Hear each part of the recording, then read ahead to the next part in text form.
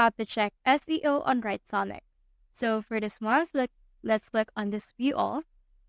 And then once we have clicked on that, click on SEO. Let's click on this SEO checker.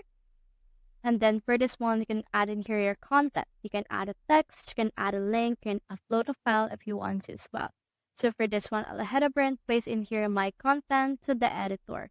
So I have this right here. Then click on next. And then after that, this will show me the basic settings. And then the content type will be blog or title, article, or anything that you want. Since this is just a blog article, I'll head over and use this one.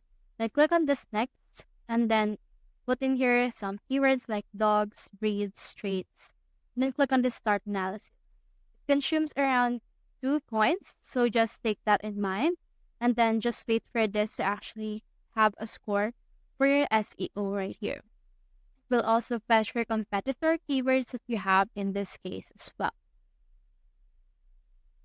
As you can see right here, here is the content SEO score. It's around 27, which is actually not good. You can head over and improve it by using this improve SEO right here. So that's how you check SEO on WriteSonic. Hope we helped.